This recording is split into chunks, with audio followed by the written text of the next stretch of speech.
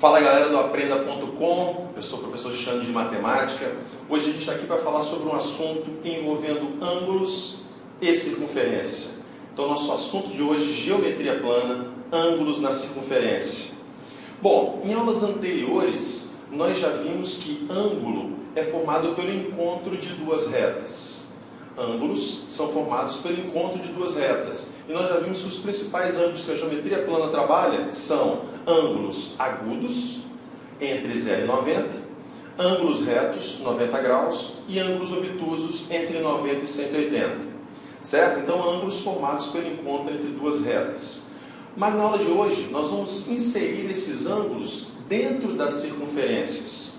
Beleza? Ângulos na circunferência. Os mesmos ângulos, as mesmas retas que vão ser capazes de formar o nosso ângulo, essas retas, quando tocam a circunferência, vão ser capazes também de formar arcos na circunferência. Arcos são pequenos pedaços da circunferência, partes da circunferência, pode ser parte de qualquer tamanho. Então, arco é um pedaço da circunferência, beleza? Bom, então nós vamos ver o primeiro ângulo que nós vamos trabalhar, é o chamado ângulo central. Ângulo central. Quais são as características de um ângulo central? Observe a figura. O ângulo central, ele tem o seu vértice localizado no centro da circunferência, daí a razão por ser chamado ângulo central. E as retas que formam esse ângulo central são os raios da circunferência. Vértice no centro e as retas que formam o ângulo são os raios da circunferência. Então observe que forma um ângulozinho, e esse ângulo, essas retas que formam esse ângulo, quando tocam na circunferência, também delimitam um arco na circunferência.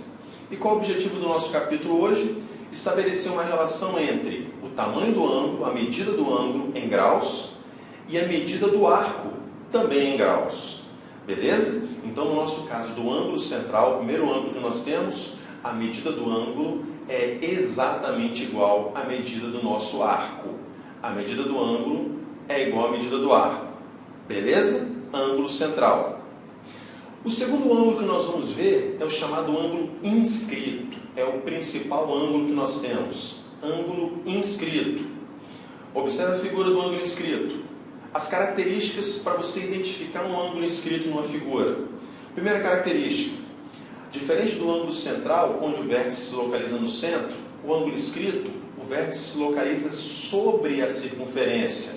E eu faço uma ressalva. Não se esqueça que a circunferência é só o contorno. Só o contorno. Então, para que o vértice esteja sobre a circunferência, ele está em qualquer lugar sobre o contorno da circunferência. Ok? Então, primeira característica, vértice sobre a circunferência. Beleza? E as retas que formam esse ângulo são as chamadas cordas. Cordas são quaisquer segmentos de reta que liguem dois pontos da sua circunferência. Ok? Cordas, segmentos de reta que ligam dois pontos da circunferência. E eu abro um parênteses.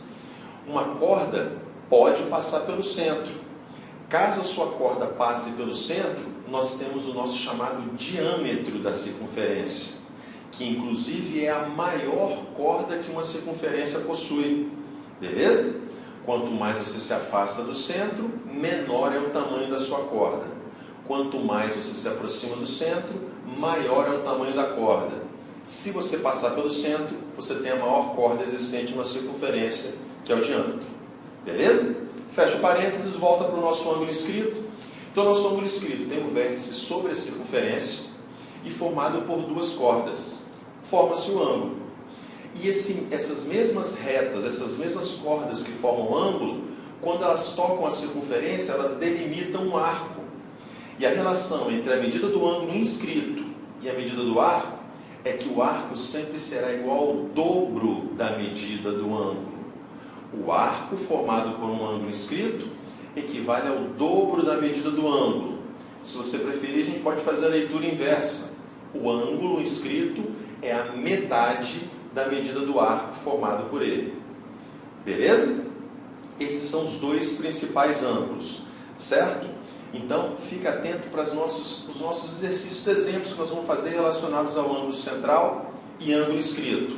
E logo na nossa próxima aula, nós teremos as propriedades dos ângulos inscritos. Eu te aguardo na nossa próxima aula, no nosso próximo encontro. Valeu, obrigado.